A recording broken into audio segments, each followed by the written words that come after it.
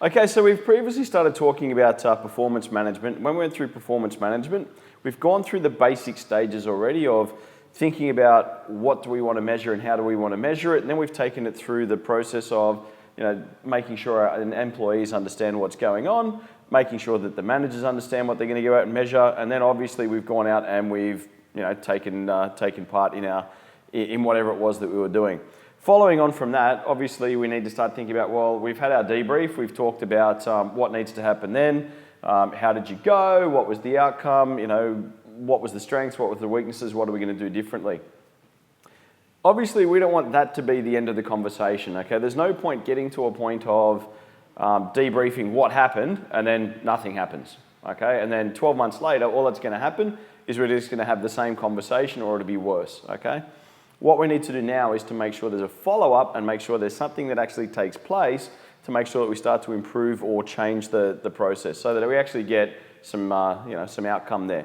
All right, don't repeat the same mistakes. If you do nothing, same mistakes next time. But it'll be worse next time because it'll have happened in the past and then you just find yourself arguing. Okay, we're going to change the future just a little bit.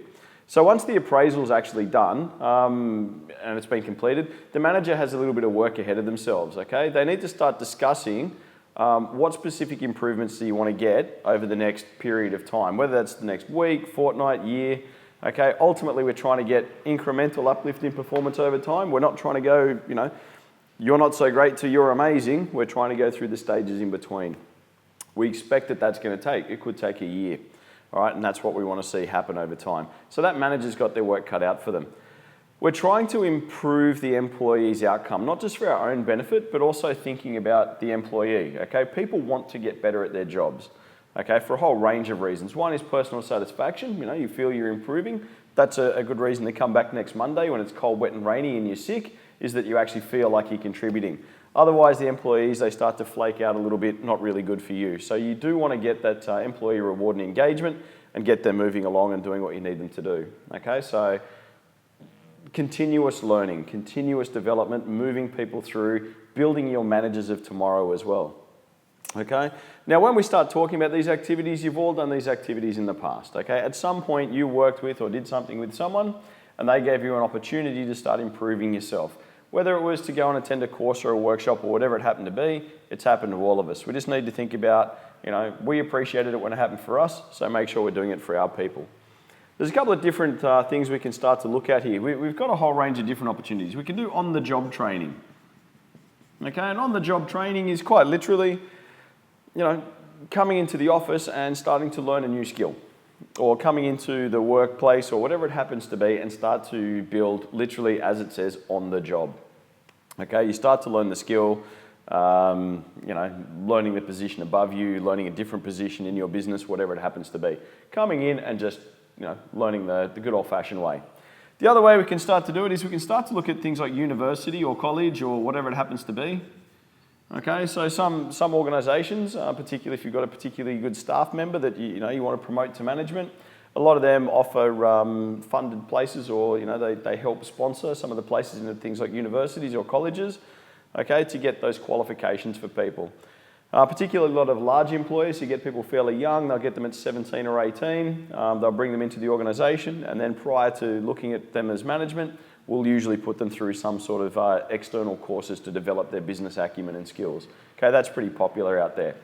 Okay, the other thing you can do is just attend courses. And when we're saying there, okay, we're still looking at formal courses. We're still looking at a whole range of courses they can attend.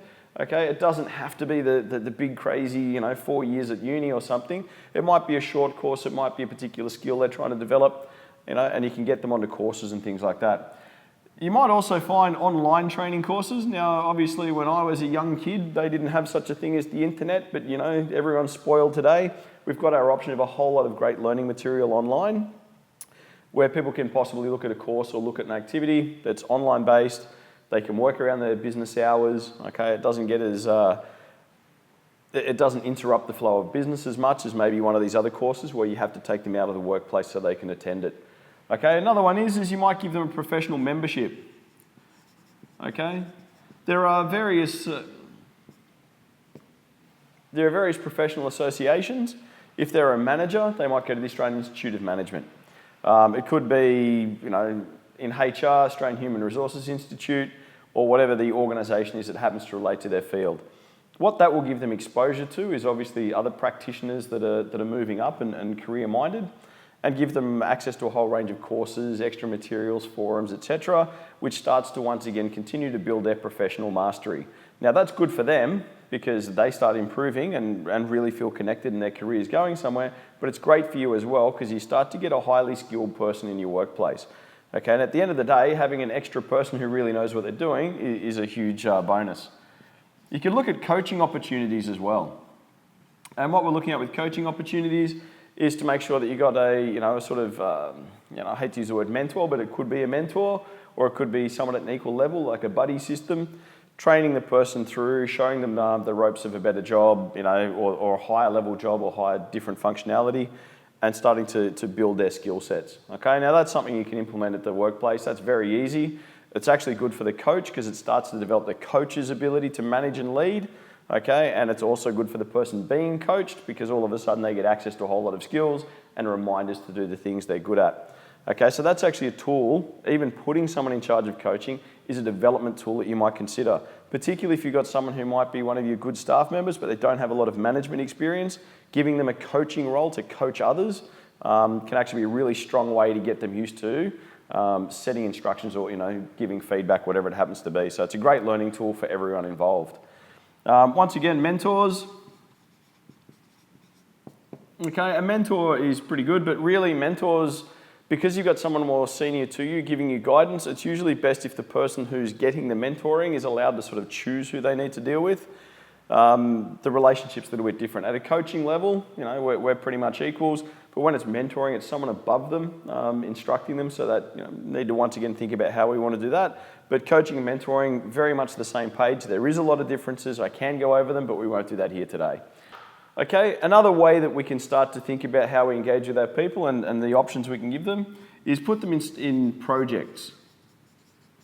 Okay, what we're talking about there with participating in projects or organisation is we might be having some changes coming up, or we might be undertaking some expansion, and actually getting these employees to get involved in the project they normally wouldn't be involved in gives them a really good understanding of how they can contribute to the business, what the business might be doing, but also to gain a better understanding about how and why you do the things that you do within the organisation.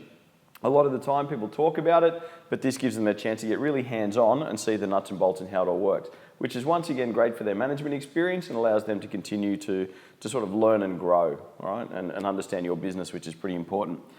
The other one is the conferences. Okay, it can be a reward to go on a conference or the classic business trip, seminar, whatever it happens to be. The reality is, as much as people go, I'm going on a conference, and it sounds very exotic, I've been to hundreds of them, and they were always just hard work, okay? You went away, you got smashed for 18 hours doing whatever, you barely got enough time to sleep. It wasn't all that. It's strange, they always put them in beautiful locations you'll never get to see because you're in the conference the entire time. But they are actually a really good opportunity for your staff to get to network, to meet other people in the organisation or sometimes external organisations, and once again to sort of feel like this was a treat while at the same time delivering a valuable business outcome for yourself in having someone that's learnt, grown and explored your business a little bit further. Okay, so conferences can be a reward there. You might look at things like job rotation. Okay, so as a bit of a reward, you might get them to do a different job for a while or even a different location. Okay, one of the great things about working for a large organisation is they've got stores or branches everywhere. So what can happen is once you've been in a certain place for a certain time, you get used to dealing with the same customers, and every now and then an opportunity to go somewhere else to do the same job, but in a different location for a couple of months can actually be a great reward. That's not the same as just sticking somewhere in another place, okay? Make sure you speak to them, make sure you got them on board, but it's always nice to get an opportunity, okay? So working in some of the large organisations I had, it was great to be able to go to some of our more luxurious sites for a little while and move out of the same old and go to somewhere that happened to be right next door to the beach for a couple of months, particularly in summer, so that when you finish work, you're on the beach having a great time. That person is still participating in your organisation. They feel like they're getting a treat. It's a real benefit for them. They get something out of it, and it's a reward for good behaviour. So that's what we want to start doing. We can also do the internal development. Okay, so a lot of organisations will have some sort of professional training or professional mastery they offer within the organisation. It could be workshops, seminars, whatever they hold for the organisation. Okay, those skills clinics that they put together. Workshops are a great idea to get some very quick skills for people to come along, learn something new, meet some people, have discussions, put them into practice straight away, and that expands their career and expands their usefulness also for you to have them in the organisation. Okay, so as we can see, there's a whole lot of things that we can do to start encouraging development. All right, this isn't a total list. You can add stuff to that. I'm sure a lot of things will come into that. But if you've got something new, that's what we're looking at. And it's a little bit nicer than just, here's some money. Okay, here's some money as a reward. It sounds fantastic, but if you can show them here's a better career or here's some more development, you'll actually find that's a lot handier for them, and they'll certainly get a lot out of that. And once again, you're getting a lot out of it as an organisation. All right, all of these things are going to enhance your employees' ability to help your company. Not bad. And at the same time, they're pretty happy that you've done them a great favour. Okay, all these things though, they are a little bit complicated. Okay, so we don't just want to go off and implement all these things ourselves. Sometimes they can be a bit time consuming. There's a lot of information that has to go into it. We need to consider pay. There's, how this fits in with the rest of the organisation. So sometimes what we need to think about is getting the right help within the organisation. And that's where we start to look at the role of HR. Okay? Now HR is a function, human resources is a function that you might as a manager have to carry out, but in an organisation big enough or wide enough, you need to make sure that the policies are carried out the same way. So a lot of the time they'll end up with a HR department, which is a bunch of people whose whole job it is to look after that for you. Well, not for you, with you. All right? So I might think about a HR specialist. Okay, now if you're not sure what they are, that's okay. There's a couple of different types that we have, all right? They're specially trained people that their whole job it is to understand how HR works in your organisation. That's their whole job. They just need to know pay, conditions, rewards, how you're cultivating talent in your organisation. And they're sometimes good news guys, they're sometimes bad news guys. It depends on what's going on in your organisation at the time. Okay, that's the HR. Then you've got ER, which is your employee relations. Okay, now your employee relations, human resources starts to look at what the laws are and how those things necessarily go. This is about quality of relationship. Okay, so that employee relations is usually to make sure the policies put in place by managers are understood and embraced by the people that are going to be following those policies. All right, so HR specialists might know how and what we need to do. The ER people will normally talk about why, okay, and start to put things in place to help people to follow and understand what's going on. Okay, and then we look at IR. Look, there's a lot of R's, industrial relations. And, this is really when you start to look at enterprise bargaining, this is industrial relations. Okay, and when you're looking at industrial relations, we're really starting to look at how the contracts work. Okay, so that's about contracts between people, the awards they might be on. Okay, this is far more legal. This is more general understanding what's happening. What policies do we have in place? Why do we have those policies? What the policies are going to look like? These people are really about, well, how do we make sure that everyone understands the policies, can follow the policies, that the policies are fair and understood and well trained? And these people start to look at, well, okay, what are the laws we're working under and how do those laws affect different groups of people and what do we need to be mindful of? Okay, so that's a couple of different types of specialists that we have. All right, and we might need to start seeking different help from these people at different times. Okay, so we might start to think about getting a HR specialist if an employee's breached their employment contract. Okay, if we look in terms of performance management, you're expected to do your job. Okay, that's the minimum. If an employee is consistently not doing that and not actually performing to the standard that's set, we need to start taking some interventive actions. Okay, we'll take intervention. We can't just let it continue on. We need to do something about it, and that's when we might start thinking about, well, what is that going to lead to? Is that going to lead to a dispute? Is it going to be anger, whatever it happens to be? And that's when we might want to seek some of that external help to understand, well, what are the rules to make sure we're being fair, we're being open, we're being accountable, and we're making sure that that employee is absolutely protected and able to give their feedback and guidance and start building themselves. All right. Might also be if the employee's committed a criminal act, okay, things like theft, unfortunately it does happen. Certainly not the purview of this video today, but you might be looking at those sort of examples as well, okay? So there can be quite a lot. It might also be when sometimes the employee has a grievance, okay? If the employee feels that things aren't right, they're not being treated fairly, they're being picked on at work, bullied, harassed, etc., they might also trigger the need to speak to these HR specialists, right? So there's a lot of reasons why they might come in, but they're the sort of people that you might need to think about when you're thinking about performance management. Because as you can see, between those different things, they're going to have different approaches. HR, I want to reward my people. What can I do? How do we do it? Employee relations, they're going to talk to everyone about those rewards and how those rewards are going to benefit them.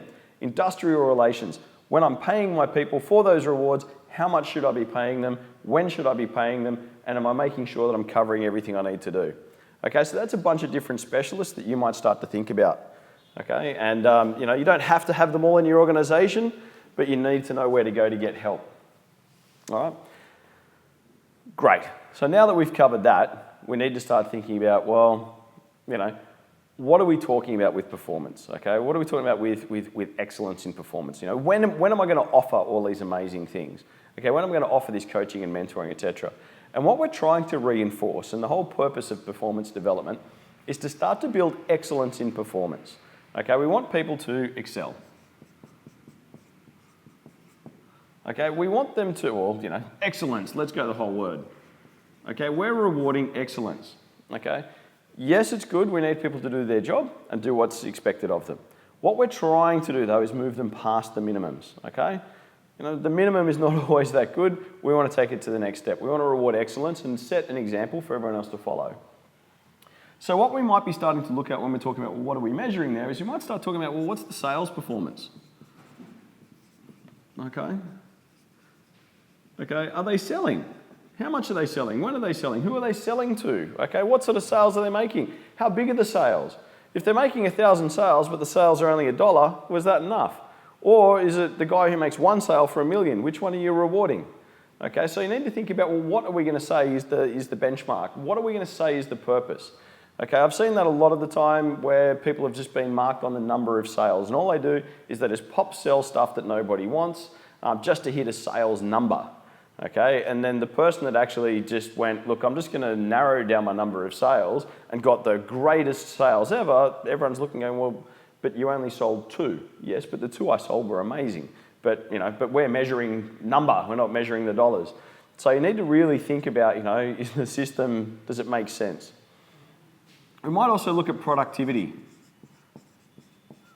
Okay, so if you've got a number of things you're supposed to do in the day, well, how many are they achieving? Are they exceeding what we needed?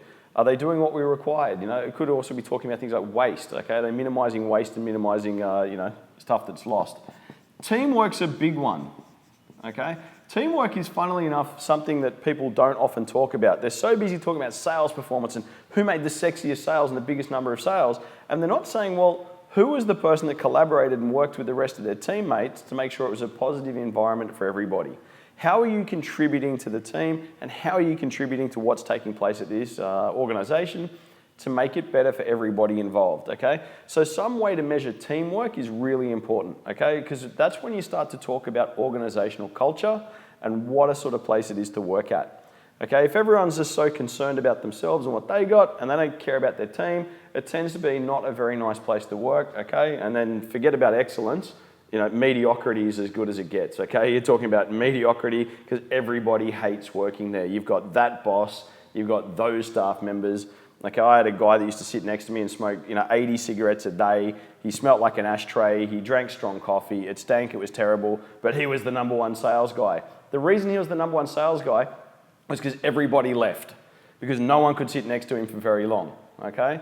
So, he became the best by being the only one there. That is not teamwork, okay? He actually, bad habits, okay? Wasn't good for the organisation. Good for him, not good for us. Okay, you might start talking about quality as well. Okay, are we measuring quality, okay, particularly around service and communication? Okay, how many customer complaints do we get? Are the customers informed? What's the feedback like? Okay, so we look at their quality, service, communications, etc. The next thing we can start to look at is, once again, their participation in things like projects. Okay. So once again, we've got all these things that are very, these are very day-to-day. Every day I come in, I'm productive, I engage with my team and do all those day-to-day things. But we also might look at just their short-term things, okay? So I put you on a project, it was short-term in nature, how did it go? What was the feedback? Okay, because all of a sudden they might be exposed to a different manager or a different team, and those people can actually provide a new perspective. Okay, if I've just been managing that person for ages, I know who that person is, I know what I like, they know who I am. Okay, we get into a bit of a pattern of behaviour. They know how to keep me happy, I know how to keep them happy, and everything goes. Okay, it's a beautiful relationship, but it's very blind to any other features outside of that. All of a sudden, that exposure to a whole lot of different people, different managers, different supervisors, and different accountabilities can start to reveal some new information, okay? All of a sudden, you might have a quiet performer who's been merrily coming to your business for a long time, goes out there, gets involved in the project, really finds their passion, and all of a sudden, you find that you've got a person there who really wants to contribute and put in. It might also, at the same time, say that your really good performer, when taken out of their comfort zone just a little bit, crumbled really quickly. So what are you going to do about shoring that up and building that person? Okay, so there's a whole bunch of different things that we might consider measuring when we're looking at those measurements, okay, and making sure that we're engaging with our people. All right. So the person's excellent. Well, that's excellent, fantastic, just like it says on the wrapper. So we take it to the next level and we say, well, if I accept that you're excellent, I think that you've done really well, I should probably tell you that. But how do you want me to tell you? That becomes the big key, okay? Making sure that we have a consistent way of recognising that across our organisation. Okay, so excellence in turn, recognition. And what I'm talking about with recognition is, well, how do I say thank you? Okay, is it, I just give you verbal praise one-on-one? I pull you aside, come into my office, hey, you did really well on that, look, I was really proud of it. These were the things you did well. Remember, when we give information and feedback, we make sure we specify the behaviours that we saw that we want to see repeated. Hey, you were really good with our customer, really liked the way you gave them the information, you were very detailed, you told them this, this and this, and when they walked away, they really clearly understood what was going on. So that was really good. I'd like to see you do that with all our customers, If you go, you were awesome, they go, yeah, thank you, but they don't really know what it is that you liked. So tell people what you like. Same, if you don't like something, tell them what you didn't like. Okay, be specific so they know what to continue doing or what to stop doing. So that's verbal. Okay, verbal, I just tell you. Hey, good job, winning, fantastic. It's great, but it doesn't necessarily do what we want. Okay, because sometimes they like to have something a little bit more tangible. So we might talk about written praise. Okay. And written praise, put something in writing. Tell them they were good. Give them some sort of physical recognition that they know they did a good job. Okay, it can be on a company letter. You can do them a nice letter. Thank you for supporting the employee sausage sizzle day. You're really helpful. You cook lots of sausages and we raise thousands of dollars and you're a nice person, because that makes them feel good that someone actually noticed long enough to do it. It can actually be as little as put it into a short email and let it be known, okay? Particularly if you're working with someone who's not necessarily one of your staff, you let them know via written praise in an email, CC their manager to make sure their manager knows it as well, and that way they go, well, hey, I've been recognised by multiple people. It starts a discussion, and look, it's a little easy thing to do. It is so simple to do, it takes you just minutes, but the effect is amazing, okay? People come by and go, oh, I got that email, thank you very much, or I got that letter, thank you very much. They love that, get involved in it, okay? It's not hard to do it, okay? Just do it, don't need to tell you twice, great. 3 times, do it. Okay, written praise. Okay, the letter of commendation, which is pretty much the written stuff, okay? But a letter of commendation is the real company letterhead, really formal, really nails it down, it's probably signed off by the general manager or something really huge like that, That's the one they put in a frame and put on their wall, okay? They also want to put it in their resume. Now, that doesn't mean they're going to go for another job somewhere else, but they get this amazing resume, and the more they read their amazing resume back to themselves, the more they realise how much they've enjoyed working for your company, and the longer they stay. Strange story, but true. Okay, the more stuff you give them to put in there, the more they feel attached to you, the less likely they are to leave. So make sure they got a whole lot of paper from you saying how awesome they are. Then they'll hang around because they like getting the paper. Okay, they get addicted to it.